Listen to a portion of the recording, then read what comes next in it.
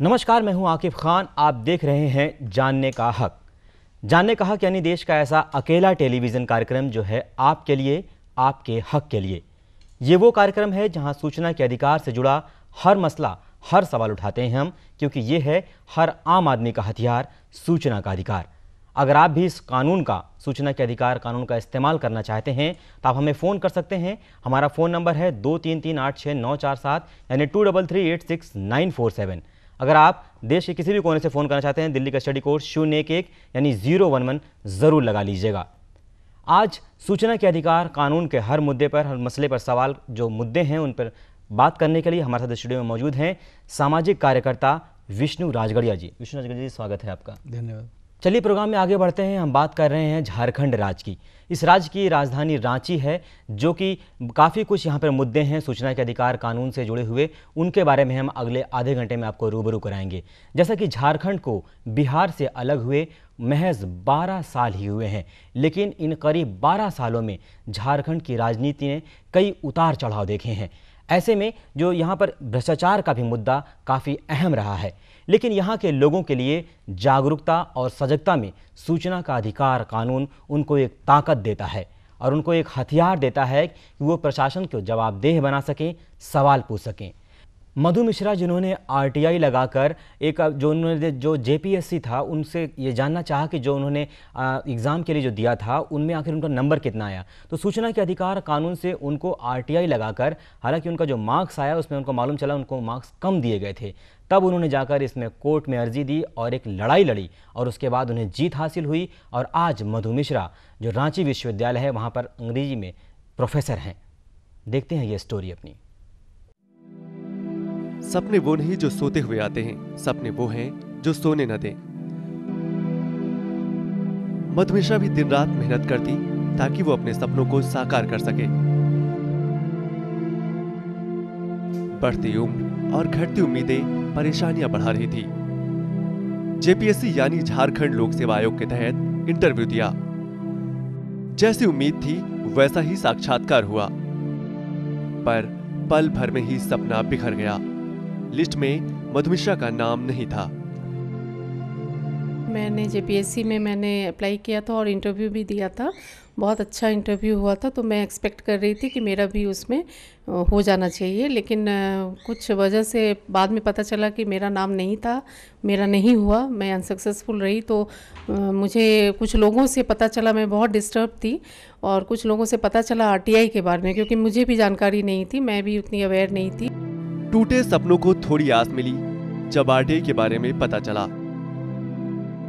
एक उम्मीद टूट चुकी थी तो ऐसे कानूनों पर भरोसा कम ही हुआ मधु मिश्रा को। आरटीआई डूबते को तिनके के सहारे की तरह था। झारखंड लोक सेवा आयोग में मधु मिश्रा ने आरटीआई डालकर अपने दिए हुए साक्षात्कार में मिलने वाले नंबरों की जानकारी मांग ली। मैंने अपने बारे में जानकारी मांगी सेकंड टाइम जो मैंने एप्लीकेशन दिया, तो उसमें वो उन लोगों ने जानकारी दिया। उसमें जो मुझे जानकारी मिली उसमें एकेडमिक में मेरा 5 मार्क्स कम था, जो कि जिसको अगर जोड़ा जाए तो वो कट ऑफ से ज़्यादा आ रहा था, 76.5 कुछ आ रहा था, जो कि जो अगर मेरा रहता तो मुझे नौकरी मिल जाती। आरटीआई से आया जवाब उनके लिए चमत्कार साबित हुआ। कुल नंबरों में से मधु मिश्रा को कम नंबर मिले थे। आरटीआई के जवाब से यह साफ हो गया कि एकेडमी विषय में 5 नंबर विश्वविद्यालय की लापरवाही से नहीं चढ़ पाए थे। शिद्दत से की गई मेहनत सफलता का मूल आधार हो सकता है, पर अब मेहनत के साथ साथ जागरूकता भी एक अहम पहलू है। विष्णु जी, किस तरह देखते हैं आप इस पूरे मुद्दे को, जिस तरह से उन्होंने सूचना के अधिकार कानून का इस्तेमाल किया, उसके बाद लड़ाई लड़ी, उसके बाद जाके उनको ये हक मिला? देखिए, झारखंड का दुर्भाग्य है कि यहाँ झारखंड बनने के बाद में जितनी भी संस्थाएं, अधिकांश जो संवैधानिक संस्थाएं हैं, उन संवैधानिक संस्थाओं में शीर्ष पदों से लेकर नीचे तक जो भी अपॉइंटमेंट्स हुए जिस भी तरह के, उन सबको लेकर के काफ़ी विवाद हुए और भ्रष्टाचार के बहुत ही संगीन आरोप लगे, और यहाँ तक कि बहुत सारे अपॉइंटमेंट्स को कैंसिल किया गया। और हर एक जो अपॉइंटमेंट है, ऐसे अपॉइंटमेंट्स में भाई भतीजावाज, अयोग्य लोगों की वहाँ पर नियुक्ति हो रही है, पैसे काफ़ी लिए जा रहे हैं, और पूरी प्रक्रिया में इतनी धांधली, इतनी तरह की है कि बहुत ही बड़ा दुर्भाग्य है झारखंड का। और उस तरह के मामलों में राइट टू इन्फॉर्मेशन का बड़ा ज़बरदस्त उपयोग किया है नागरिकों ने। आप डॉक्टर मधु मिश्रा की कहानी आप देख सकते हैं। ऐसे ही हम बढ़ते हैं अगली स्टोरी की तरफ। हमारे पास एक स्टोरी और है जो कि यहाँ दर्शाती है कि जो झारखंड है वो एक खनिज पदार्थों से भरा हुआ राज्य है। काफ़ी यहाँ रिसोर्सेज काफ़ी अच्छे हैं और जब ये अलग हुआ था तो काफ़ी लोगों को उम्मीद थी कि ये राज्य अपने रिसोर्सों को लेकर काफ़ी कुछ कर पाएगा और जो कि इसका रिसोर्स है। लेकिन जो यहाँ पे जो कोयले की खदान है, जो यहाँ से कोयले की जो निर्यात होता है वो देश में ही नहीं बल्कि विदेशों में भी होता है। तो ये एक बड़ा रिसोर्स है ये कोयला यहाँ पे झारखंड का। जो BCCL और CCL जो कंपनीज़ हैं वो जो इसमें काम करती हैं, सरकारी कंपनियाँ हैं, वो दावे करती हैं कि बहुत तरह से कि लोगों को, जो यहाँ के लोग हैं, ट्राइब्स हैं, जो आदिवासी हैं, जो लोकल लोग हैं, उनको रोज़गार देने की। तो रोज़गार की कहीं ना कहीं यहाँ पे ज़्यादा ये उपलब्धियाँ उपलब्ध कराती हैं BCCL और CCL। तो ऐसा ही एक केस सामने आया है, एक स्टोरी हमने देखी कि यहाँ पे जूलियस एक्का नाम के एक यहाँ पे आदिवासी हैं जिन्होंने BCCL कंपनी में नौकरी के लिए आवेदन दिया था और उस आवेदन के बाद उन्होंने काफ़ी चक्कर लगाते रहे वो, लेकिन उनको कोई जवाब नहीं मिला। उसके बाद उन्होंने किसी तरह से सूचना के अधिकार कानून का इस्तेमाल किया और जो उन्हें सूचनाएँ तो मिल गई, लेकिन सूचना के बाद वो एक गरीब तबके का इंसान वो कैसे आगे की लड़ाई कैसे कोर्ट में लड़ सकता है और कैसे क्या हुआ, कैसे इनके साथ हो रहा है, देखते हैं अपनी इस स्टोरी में। एल्बर्ट इक्का लांस नायक थे। देश का मान बढ़ाया, इन्हें परमवीर चक्र मिला। रांची शहर का एक चौराहा इन्हें समर्पित है। लोग आते जाते अपने नायक को सलाम कर लेते हैं। जूलियस इक्का एक साधारण से आदमी हैं। ये अभी अपनी पहचान की लड़ाई लड़ रहे हैं। झारखंड राज्य की बुनियादी नींव अनुसूचित जनजाति के हितों के लिए थी। राज्य बने 12 साल हो गए। जूलियस इक्का जैसे लोगों का जाति प्रमाण पत्र भी नहीं बन पाता है। पेपर कल्याण विभाग से हमको मिला कि आपका कास्ट सर्टिफिकेट वेरिफिकेशन के लिए इतना नंबर है, वो सारा मिला। इसके बाद में हमको दे दिया गया, आप ही लीजिए, इसको करा के ले आइए। इसके बाद में हम ब्लॉक गए, ब्लॉक से करा के आए। इसके बाद में करा के आने के बाद में यहाँ से भेज देता है धनबाद। इसके बाद वेरिफिकेशन करके फिर हम वहाँ पर गए तो वहाँ पर चेयरमैन बोल रहे हैं कि आपका कास्ट सर्टिफिकेट वेरिफिकेशन हो के आ गया है और आपका काम हो जाएगा। जूलियस इक्का ने खदान की एक कंपनी में डंपर ड्राइवर की नौकरी के लिए आवेदन किया था, लेकिन विभागीय लापरवाही के चलते नौकरी नहीं मिल पाई। पता चला जूलियस जैसे और भी दूसरे लोग इसका खामियाजा भुगत रहे हैं। हम गरीब आदमी आदिवासी हैं, झारखंड के हैं। बड़े बड़े हमारे नेता लोग आते हैं, मुख्यमंत्री लोग हैं, जो कि वोट देने के समय में बड़े बड़े आश्वासन देते हैं और गरीबों को कोई नहीं ध्यान देते हैं। तो इस तरह की हमारे झारखंड जो है गरीबी में ही जी रहे हैं। अभी भी झारखंड अलग होने के कोई फ़ायदा हमको नज़र नहीं आती है। अगर हमारे साथ में ऐसा हुआ है और हमें तो इस धरती में, इस झारखंड में जीने के लायक ही नहीं है सर। 2 साल से जूलियस इक्का दफ्तरों के चक्कर लगा रहे हैं। एक सीधा सरल इंसान कागजों में जा उलझा है। सूचना का अधिकार कानून ने मदद की है, अब मामला कोर्ट में है। सवाल जूलियस के दिमाग में घूमता रहता है कि यह कैसा तंत्र है जहां इंसाफ की लड़ाई इतनी महंगी हो गई है।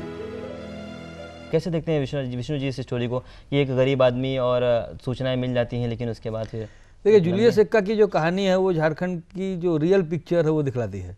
जूलियस एक्का का BCCL में अपॉइंटमेंट हो गया, सिलेक्शन हो गया डंपर ऑपरेटर के रूप में, लेकिन उसका अपॉइंटमेंट नहीं हो पाया। क्यों? सिर्फ इसलिए कि BCCL ने इसके कास्ट सर्टिफिकेट को वेरीफाई करने के लिए भेजा रांची जिला प्रशासन के पास, और 2 साल तक रांची जिला प्रशासन ने उसके कास्ट सर्टिफिकेट को वेरीफाई नहीं किया कि ये आदमी आदिवासी है। उसका नतीजा ये हुआ कि उसकी नौकरी कैंसिल हो गई। जब हम लोगों ने RTI में एप्लीकेशन डाला तो पता चला कि सिर्फ जूलियस एक्का नहीं, ऐसे 111 लोग हैं। तो ये बहुत बड़ा दुर्भाग्य है। और झारखंड जहाँ की जितने भी मुख्यमंत्री हैं अब तक सब आदिवासी ही हुए हैं और सारे लोग आदिवासी हितों की बात करते हैं। और ऐसे राज्य में सिर्फ एक आदिवासी की जाति प्रमाण पत्र का सत्यापन नहीं होने के कारण अगर कोई आदमी दर दर की ठोकर खा रहा है यह मुझे लगता है कि ये बहुत बड़े दुर्भाग्य की बात है। तो बात जब हम झारखंड राज्य की कर रहे हैं तो बढ़ते हैं अपनी अगली स्टोरी की तरफ। ये स्टोरी दिखाती है कि सूचना के अधिकार कानून की ताकत दर्शाती है, किस तरह से यह अधिकार जो है एक आम आदमी को हिम्मत और ताकत देता है। इससे पहले जब ये कानून नहीं आया था 2005 के पहले, लोग डरते थे विभागों में जाने से, पूछने से पहले कि उनकी जो फाइल है, जो आवेदन दिया है, उसका आखिर क्या हुआ। लेकिन अब आम आदमी के पास एक हथियार है जिसका वो बेझिझक इस्तेमाल करते हैं। यहीं रांची के ही रहने वाले एक दीपक लोहिया नाम के व्यवसायी हैं, जिन्होंने BSNL का कनेक्शन लिया था लेकिन वो कनेक्शन उनका काम नहीं कर रहा था। लेने के बावजूद उन्होंने कई बार विभाग में शिकायत की, लेकिन विभाग ने उनकी कोई शिकायत पर कोई कार्रवाई नहीं की। कई चक्कर लगाने के बाद, GM के पास जाने के बाद उन्होंने कोई सुनवाई नहीं की। उसके बाद उन्होंने RTI लगाई और RTI लगाने के बाद कार्रवाई, उसका जवाब आने से पहले उनके मॉडम का वापस होने का आदेश हो गया। कैसे हुआ सब कुछ देखते हैं अपनी इस स्टोरी में। ये है दीपक लोहिया। रांची में खुद का पब्लिकेशन हाउस है। इसके साथ साथ दीपक किताबों के थोक विक्रेता भी हैं। पिछले कुछ दिनों पहले इन्होंने BSNL यानी भारतीय संचार निगम लिमिटेड से ब्रॉडबैंड स्कीम EVDO लिया था। कनेक्शन तो ले लिया, लेकिन इसके चलाने में दीपक को काफी दिक्कतों का सामना करना पड़ा। वो बोले कि नहीं, इसे तो हम लोग रिटर्न नहीं लेते, ये आपने डाउन पेमेंट में ले लिया इसलिए ये रिटर्न नहीं होगा। रेंट में लेते तो वापस हो जाता, हमने रेंट में लेते तब तो मैं आपको फेंक ही देता, वो तो आपकी चीज थी, पैसा नहीं दिया वो आपसे आप रख ही लेते हैं। लेकिन ये तो आप सर्विस के साथ में ये डिवाइस दिए हैं, और डिवाइस जब यूज नहीं हो रहा है तब तो इसको आपको वापस लेना पड़ेगा ना, सर्विस भी आप नहीं दे रहे हैं। तो वो तैयार ही नहीं हुए। फिर जब मैं बहुत प्रेशर बनाया तब वो एक अधिकारी से दूसरे अधिकारी, DGM के पास जाइए, फाइनेंस वाले के पास जाइए, उसके पास जाइए, बहुत तरह से मेरे को बहुत दिन तक दौड़ाया। दीपक ने ब्रॉडबैंड की EVDO स्कीम को डाउन पेमेंट में लिया था। जब इसकी शिकायत विभाग में की तो उन्होंने 3 बार सर्वे कर समस्या को हल करने की कोशिश की, लेकिन कोई हल नहीं निकल सका। इसके बाद इन्होंने जनरल मैनेजर से शिकायत की। GM ने शिकायत सुनना तो दूर, दीपक को लीगल एक्शन लेने की सलाह देने लगे।